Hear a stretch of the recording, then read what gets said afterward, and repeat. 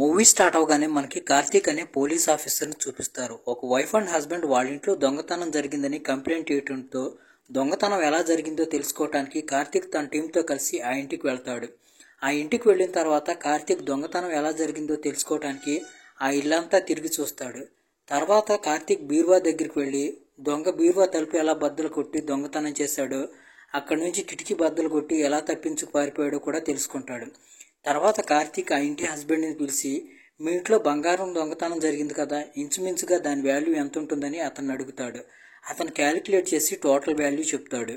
తరువాత కార్తీక్ హస్బెండ్తో మాట్లాడుతూ, మీ ఇంట్లో బయట వాళ్ళు ఎవరూ వచ్చి దొంగతనం చేయలేదు, బంగారం ఏమైందో మీ ఆవిడకి తెలుసు, కోప్పడకుండా నిదానంగా ఆవిడతో మాట్లాడి బంగారం ఏమైందో అడిగి తెలుసుకో, ఆవిడే చెప్తుందని అంటాడు. ఈ సిచ్యువేషన్ ని హ్యాండిల్ చేసిన విధానాన్ని బట్టి చూస్తే కార్తీక్ ఎంత బ్రిలియంట్ పోలీస్ ఆఫీసర్ మనకు అర్థం అవుతుంది. దీని తర్వాత కార్తీక్ తన టీం మెంబర్స్ తో కలిసి పోలీస్ స్టేషన్ కు వెళ్తూ ఉంటాడు. అప్పుడు టీం మెంబర్స్ లో ఒకరైన ఆల్బర్ట్ కార్తీక్ తో, సార్ దొంగతనం బయట వాళ్ళు వచ్చి చేయలేదు, అతని భార్య చేసిందని మీకెలా తెలిసిందని అడుగుతాడు. కార్తీక్ మాట్లాడుతూ, మీకు గుర్తుందా, వాళ్ళు దొంగ బయట నుంచి కిటికీ అద్దం పగలగొట్టుకుని వచ్చాడని చెప్పారు. ఒకవేళ దొంగ బయట నుంచి కానీ కిటికీ అద్దం పగలగొడితే ఆ మొక్కలు లోపల పక్క పడాలి, కానీ కిటికీ అద్దం ముక్కలు బయట పక్క పడి ఉన్నాయి. అంటే దీని అర్థం ఎవరో లోపల నుంచి అద్దం పగలగొట్టారు. అంతేకాకుండా నేను దొంగతనం ఎలా జరిగిందో తెలుసుకోవడానికి ఆ ఇల్లంతా చెక్ చేస్తూ కిచెన్ లోకి వెళ్ళినప్పుడు నాకు అక్కడ ఒక స్లిప్ దొరికింది. అది బంగారు నగలు తాకట్టు పెట్టిన డీటెయిల్స్ ఉన్న స్లిప్. అంటే ఆ వైఫ్ తన భర్తకు తెలియకుండా ఆ బంగారు నగల్ని ఎక్కడో తాకట్టు పెట్టి, అదీ కాకుండా ఆ ఇంటి బయట ఒక కుక్క కట్టేస్తుంది. మీరు గమనించారా? మనం లోపలికి వెళ్తున్నప్పుడు అది భయంకరంగా అరుస్తూ మన మీద ఎగబడిపోయింది. కానీ దొంగ వచ్చినప్పుడు అలాంటిదేమీ జరగలేదు. వాస్తవంగా అయితే ఆ కుక్క దొంగను చూసినప్పుడు కూడా ఎగబడాలి కదా. దీని అంతటిని బట్టి నాకు అర్థమైంది అతని భార్య ఇదంతా చేసిందని. అలా మాట్లాడుకుంటూ కార్తీక్ వాళ్ళు పోలీస్ స్టేషన్ చేరుకుంటారు. కార్తీక్ వాళ్ళు అక్కడికి వెళ్లేసరికి అక్కడ ఒక అతను ఉంటాడు. అతను డ్రైవర్. అతను అక్కడున్న ఆఫీసర్తో మాట్లాడుతూ, సార్ నా వైఫ్ మిస్ అయిందని చెప్పి మీకు కంప్లైంట్ ఇచ్చి ఎన్ని రోజులు అవుతుంది, ఇంతవరకు మీరు ఆమెను వెతికి పట్టుకోలేదు, చాలా రోజులు గడిచిపోయింది సార్, ఆమె ఇంటి నుండి వెళ్లేటప్పుడు డబ్బులు తీసుకువెళ్ళింది, ఆమెను మీరు తొందరగా తనను వెతికి పట్టుకోపోతే తన నా డబ్బులన్నీ అవగొడుతుంది సార్ అని బాధగా అంటాడు. అప్పుడే అక్కడికి వచ్చిన ఆల్బర్ట్ ఆ వ్యక్తి పైన కోప్పడిపోతూ, ఏయ్ నువ్వు కంప్లైంట్ ఇచ్చి చాలా రోజులు అవుతుంది కదా, నీ భార్య వెళ్లేటప్పుడు మొబైల్ తీసుకువెళ్ళింది, మొబైల్ ట్రాక్ చేసి ఆమె ఎక్కడుందో పట్టుకుంటాం, దొరకంగానే నీకు చెబుతాం, ముందు ఇక్కడి నుండి వెళ్ళిపోని ఆ వ్యక్తి పైన కోప్పడతాడు. దాంతో ఆ వ్యక్తి చేసేదేమి లేక బాధపడుతూ అక్కడి నుండి వెళ్ళిపోతాడు. కట్ చేస్తే మనకి తర్వాత రోజు ఉదయం చేపలు పట్టడానికి సముద్రంలోకి వెళ్లి ఇంటికి తిరిగి వస్తున్న ఒక చేపలు పట్టే అతన్ని చూపిస్తారు. అలా వస్తున్నప్పుడు అతనికి సముద్రం ఒడ్డున ఒక స్త్రీ శవం కనిపిస్తుంది. అది కనపడగానే అతను షాక్ అయ్యి వెంటనే పోలీస్ స్టేషన్కి ఫోన్ చేసి ఇక్కడ ఒక శవం ఉందని చెప్తాడు.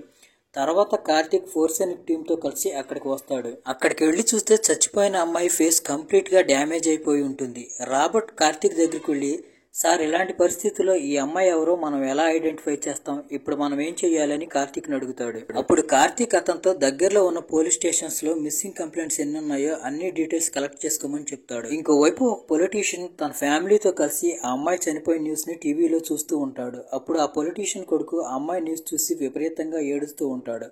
అప్పుడు వాళ్ళ నాన్న ఆ అబ్బాయి మీద కోప్పడుతూ, నువ్వు జీవితంలో ఇంకా ఎంతో సాధించాల్సి ఉంది, ఈ అమ్మాయి గురించి మర్చిపో అని అంటాడు. దీన్ని బట్టి మనకు అర్థమయ్యే విషయం ఏంటంటే ఆ అమ్మాయి విషయంలో వీళ్ళు ఏదో తప్పు చేశారని. ఇంకోవైపు కార్తీక్ ఆ డ్రైవర్ కి ఫోన్ చేసి చనిపోయిన అమ్మాయిని ఐడెంటిఫై చేయడానికి అక్కడికి పిలిపిస్తాడు. ఆ డ్రైవర్ తో పాటు కార్పొరేటర్ దాస్ కూడా వస్తాడు. దాస్ కి కార్తీక్ ని చూడటంతోనే విపరీతమైన కోపం వస్తుంది. ఇక్కడతో మూవీ ఫ్లాష్ బ్యాక్ లోకి వెళ్తుంది. కార్తీక్ నైట్ టైం పెట్రోలింగ్ చేస్తూ ఉంటాడు. అప్పుడు దాస్ కొంచెం వేస్ట్ తీసుకెళ్లి రోడ్లో వేస్తాడు. అది చూసి కార్తీక్ కి కోపం వచ్చి, దాన్నెందుకు అక్కడ పడేస్తున్నావు, తీసుకువెళ్లి డస్ట్బిన్ లో వేయొచ్చు కదా అంటాడు. దానికి దాస్ కార్తీక్ ని కన్విన్స్ చేస్తూ కార్తీక్ కి లంచం ఇవ్వబోతాడు. దాంతో కోపం వచ్చిన కార్తీక్ దాస్ చంప పగలబడతాడు. అప్పటి నుంచి కార్తీక్ అంటే దాస్ కి విపరీతమైన కోపం. ఇప్పుడు మూవీ మళ్ళీ ప్రెజెంట్ లోకి వస్తుంది. పోలీస్ ఆ డ్రైవర్ ని ఆ ఫీమేల్ ని ఐడెంటిఫై చేయడానికి తీసుకువెళ్తాడు. అయితే ఆ డ్రైవర్ బయటికి వచ్చి కార్తీక్ తో, సార్ తను నా మిస్సెస్ కాదని చెప్తాడు. అప్పుడు కార్తీక్, బాగా చూసావా, నీ మిస్సెస్ ఇంటి నుంచి వెళ్లిపోయేటప్పుడు ఏ బట్టలు అయితే వేసుకుని ఉందో ఆ డెడ్ బాడీ కూడా అదే బట్టలు వేసుకుని ఉందని చెప్తాడు. అయినా కానీ ఆ డ్రైవర్ తను చెప్పిన మాట మీదే నిలబడుతూ తన మిస్సెస్ కాదని అంటాడు. అప్పుడు పక్కన ఉన్న దాస్ కి కోపం వచ్చి కార్తీక్ మీద కోపపడుతూ, నా డ్రైవర్ తన భార్య కాదని చెప్తున్నాడు కదా, ఎందుకు మీరు ఒప్పుకోమని ఫోర్స్ చేస్తున్నారు, నాకు పెద్ద పెద్ద వాళ్ళతో సంబంధాలు ఉన్నాయి, ఒకవేళ మీరు కానీ అతన్ని విసిగిచ్చారంటే మీ సంగతి చూస్తానని వార్నింగ్ ఇస్తాడు. ఇంకోవైపు దాస్ ఇంటికి వచ్చిన తర్వాత ఆ పొలిటీషియన్ కి ఫోన్ చేసి, ఆ పోలీస్ ఆఫీసర్ కార్తీక్ ఉన్నాడు కదా, అతను నా డ్రైవర్ని ఆ సముద్రపు ఒడ్డున దొరికిన అమ్మాయి తన భార్య అని ఒప్పుకోమని ఫోర్స్ చేస్తున్నాడు. దీనికి అగనెస్ట్గా నువ్వేదైనా అతని మీద యాక్షన్ తీసుకోవాలని అంటాడు. అయితే ఆ పొలిటీషియన్ రివర్స్లో దాస్ని తిడుతూ, కార్తీక్ ఎంత సిన్సియర్ పోలీస్ ఆఫీసరో నాకు తెలుసు, అలాగే నీకు కార్తీక్ ఉన్న గొడవ కూడా నాకు తెలుసు. నువ్వు ఎలాగైనా కానీ కార్తీక్ మీద పగ తీర్చుకోవాలని చూస్తున్నావు. నేను నీకు ఈ విషయంలో ఎలాంటి హెల్ప్ చేయను. కార్తీక్ ఇన్వెస్టిగేషన్ ఎలా చేయాలో తెలుసు. అతన్ని తనదైన శైలిలో ఇన్వెస్టిగేషన్ చేసుకొని నేను అతనికి ఎలాంటి అడ్డంకి చెప్పనని అంటాడు. ఇంకోవైపు కార్తీక్ ఆల్బర్ట్ తో కలిసి ఫోరెన్సిక్ డాక్టర్ దగ్గరికి వెళ్తాడు. అప్పుడే కార్తీక్ కార్ని ఎవరో వెంబడిస్తూ ఉంటారు. అక్కడికి వెళ్లిన తర్వాత ఫోరెన్సిక్ డాక్టర్ కార్తీక్ కి ఆ అమ్మాయి రిపోర్ట్ గురించి చెప్తూ ఆ అమ్మాయిని నీళ్లలో పడేసి చాలా సేపు అయింది. దాంతో ఆ అమ్మాయి బాడీ దాదాపుగా డీకంపోజ్ అయిపోయింది. నాకు ఎక్కువగా డీటెయిల్స్ లభించలేదు, కానీ ఆ అమ్మాయిని చంపేసిన కిల్లర్ చాలా ఎత్తు నుంచి ఆ అమ్మాయిని పడేశాడు. ఎందుకంటే ఆ అమ్మాయి తల మీద బలమైన గాయం ఉంది. ఒకవేళ ఆ అమ్మాయి తనంతట తానుగా ఎత్తు నుంచి దూకి చనిపోయి ఉండొచ్చు అని చెప్తాడు. అక్కడి నుండి వెళ్తున్న పోలీస్ ఆఫీసర్ కార్తీక్ కి సముద్రం ఒడ్డునున్న ఒక షాప్ లో సీసీటీవీ ఫిక్స్ చేశారని తెలుస్తుంది. ఆ షాప్ దగ్గరికి వెళ్లిన తర్వాత కార్తీక్ ఆ అమ్మాయి చనిపోయే ముందు రోజు రాత్రి జరిగిన సీసీటీవీ ఫుటేజ్ ని చెక్ చేస్తూ ఉంటాడు. అప్పుడు సముద్రం ఒడ్డున ఒక అమ్మాయి వెంబట ఇద్దరు అబ్బాయిలు పడుతూ ఉంటారు. కార్తీక్ పక్కనే ఉన్న ఆల్బర్ట్తో ఆ ఇద్దరు అబ్బాయిలు ఎవరో ఎంక్వైరీ చేయమని చెప్తాడు. అప్పుడే పక్కనే ఉన్న పోలీస్ ఆఫీసర్ వాళ్ళిద్దరిలో ఒక అతని పేరు దినేష్. అతను నాకు తెలుసు, ఎందుకంటే మొన్న అతను పాస్పోర్ట్ వెరిఫై చేయించుకోవడానికి మన స్టేషన్కి వచ్చాడని చెప్తాడు. దాంతో కార్తీక్ దినేష్కి ఫోన్ చేసి పోలీస్ స్టేషన్కి పిలిపించమని చెప్తాడు. కానీ ఫోన్ చేస్తే దినేష్ ఫోన్ పికప్ చేయకపోవడంతో దినేష్ గురించి వెతుక్కుంటూ దినేష్ ఉండే ప్లేస్కి వెళ్తారు. అక్కడికి వెళ్ళినా కానీ దినేష్ ఇంటి దగ్గర ఉండడు. దినేష్ కోసం అంతా వెతికేస్తారు. అయినా కానీ దినేష్ వాళ్ళకి ఎక్కడా దొరకడు. అయితే ఆ రోజు రాత్రి దినేష్ పోలీస్ స్టేషన్కి వచ్చి కార్తీక్తో, సార్ అసలు ఏమైంది, నా కోసం ఎందుకు వెతుకుతున్నారని కార్తీక్ని అడుగుతాడు. దానికి కార్తీక్ దినేష్ మీద కోప్పడిపోతూ, నువ్వు చక్కగా ఒక అమ్మాయిని మర్డర్ చేసేసావు, మళ్ళీ పొగలంతా కనిపించకుండా రేత్రి స్టేషన్కి వచ్చి ఏం జరిగిందా అని నన్ను అడుగుతున్నావా అని అంటాడు. కార్తీక్ అలా కోపంగా మాట్లాడేసరికి దినేష్ భయపడిపోయి, సార్ నేను ఎవరిని మర్డర్ చేయలేదు, మీరు అసలు ఏం చెబుతున్నారో నాకు అర్థం కావట్లేదు అంటాడు. దాంతో కార్తీక్ దినేష్ కి ఫుటేజ్ ని చూపిస్తాడు. ఆ ఫుటేజ్ లో దినేష్ తన ఫ్రెండ్ తో కలిసి ఒక అమ్మాయి వెంబడి పరిగెడుతూ ఉంటాడు. అసలు ఆ రోజు ఏం జరిగిందో చెప్పమని అంటాడు. దాంతో దినేష్ జ్ఞాపకం చేసుకుని ఆ రోజు రాత్రి జరిగింది చెప్పడం స్టార్ట్ చేస్తాడు. నా ఫ్రెండ్ సత్యకి సింగపూర్ వెళ్ళటానికి వీసా వచ్చింది. దాంతో మేమిద్దరం చాలా హ్యాపీగా ఉన్నాం. చిన్న పార్టీ కూడా చేసుకున్నాం. అయితే మేము ఇంకా సంతోషంగా ఉండటానికి ఎవరైనా అమ్మాయిని తెచ్చుకొని ఎంజాయ్ చేద్దాం అనుకున్నాం. దాంతో మేము లాల్టప్రి అనే ఏరియాకి వెళ్ళి ఒక అమ్మాయి కోసం వెతికాం. అక్కడ మాకు ఒక అమ్మాయి దొరికింది. డబ్బులు ఇచ్చి మాతో రామని అమ్మాయిని అడిగాం.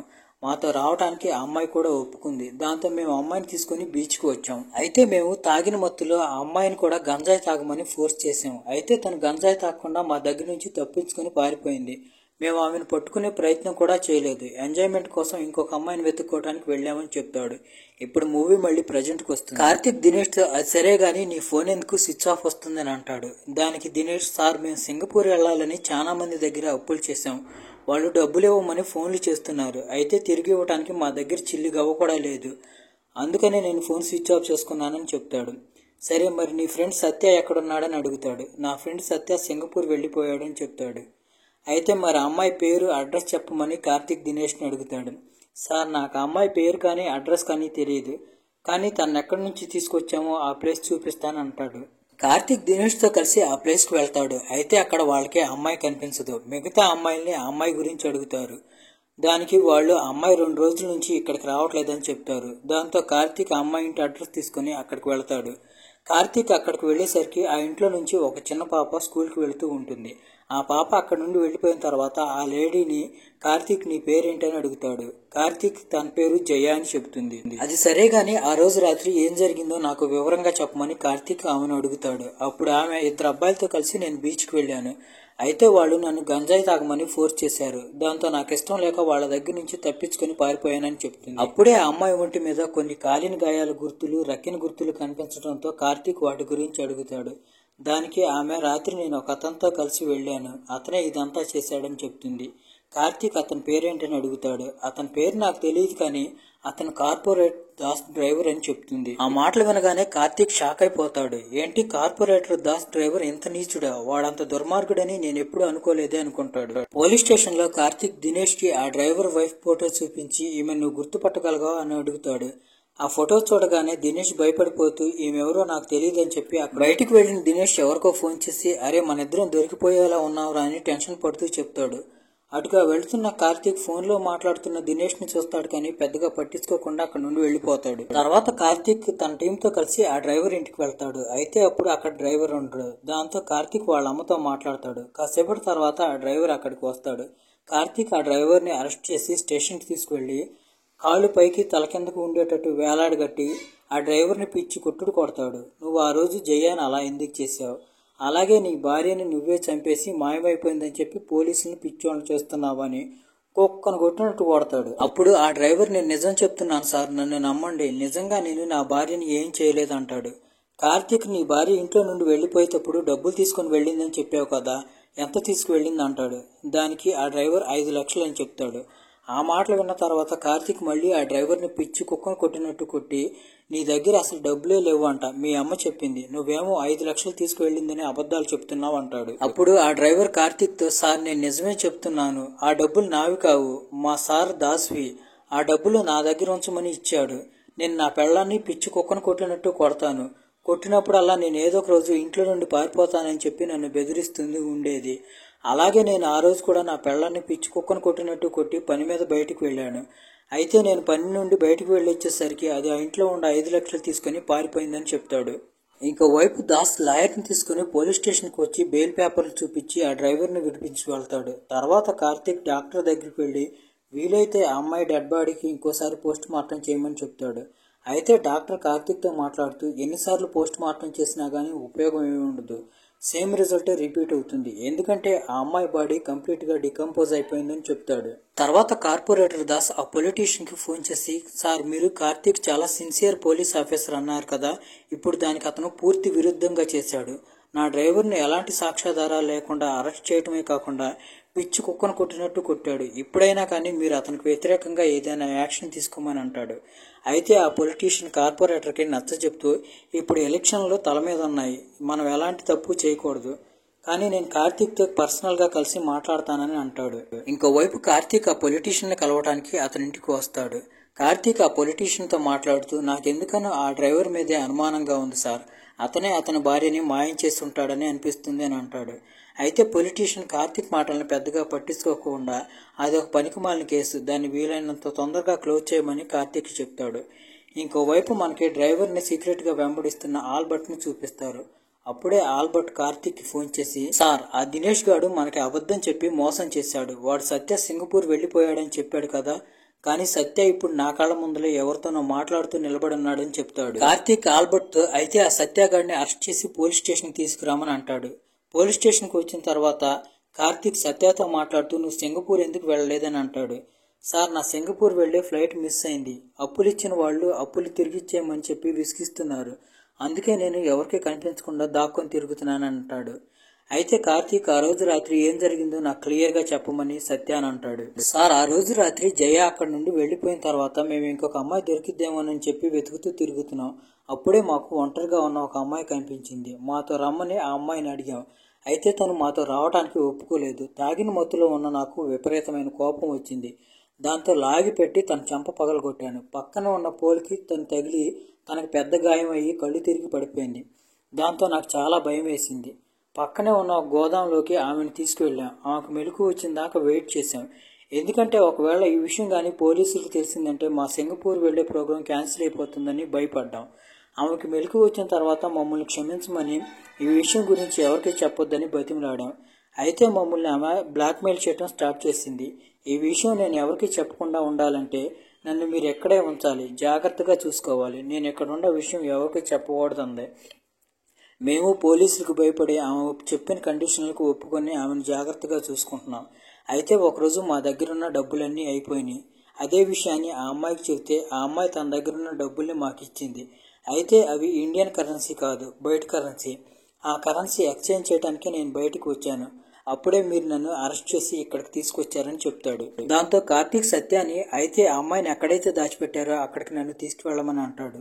సత్య కార్తీక్ని అక్కడికి తీసుకువెళ్తాడు. తీరా అక్కడికి వెళ్ళి చూస్తే ఆ అమ్మాయి ఎవరో కాదు, డ్రైవర్ వైఫ్ స్వప్న. అమ్మాయిని చూసిన వెంటనే కార్తీక్ గుర్తుపట్టి నువ్వు ఆ డ్రైవర్ వైఫ్ స్వప్నవు కదూ, నీకోసం మీ ఆయన పిచ్చివాళ్ల ఊరంతా తిరుగుతున్నాడు, నువ్వు ఇక్కడ దాక్కున్నావా, రా నాతో పాటు, తీసుకువెళ్ళి మీ ఆయన దగ్గర అప్పచెప్తానంటాడు. ఆ మాటలు వినగానే స్వప్న భయపడిపోతుంది.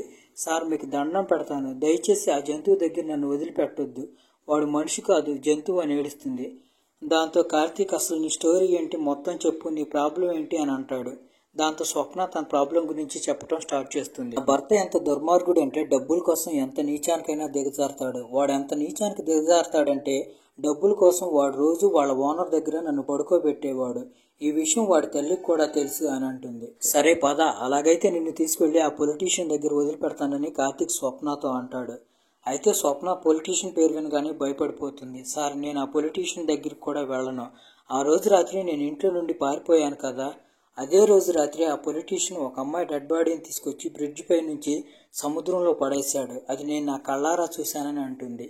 తర్వాత కార్తీక్ ఆ పొలిటీషియన్ కలవటానికి అతని ఇంటికి వెళ్తాడు. అక్కడికి వెళ్లిన కార్తీక్ ఆ పొలిటీషియన్ కొడుకు ధీరజ్ ని కలుస్తాడు. ధీరజ్ కార్తీక్ అంతా చెప్పేస్తాడు. ధీరజ్ గర్ల్ ఫ్రెండ్ పేరు లారా. ఆమె ఒక ఆర్ఫనేజ్ లో పనిచేస్తూ ఉంటుంది. ధీరజ్ లారాకి సపోర్ట్ చేస్తూ ఉంటాడు. ఒకరోజు కొంతమంది ఆఫీసర్లు ఆర్ఫనేజ్ ట్రస్టీలతో కలిసి ఆర్ఫనేజ్ కి వచ్చి ఆర్ఫనేజ్ నుంచి దొంగతనంగా డ్రగ్స్ సరఫరా అవుతున్నాయని చెప్పి కేసు వేస్తారు.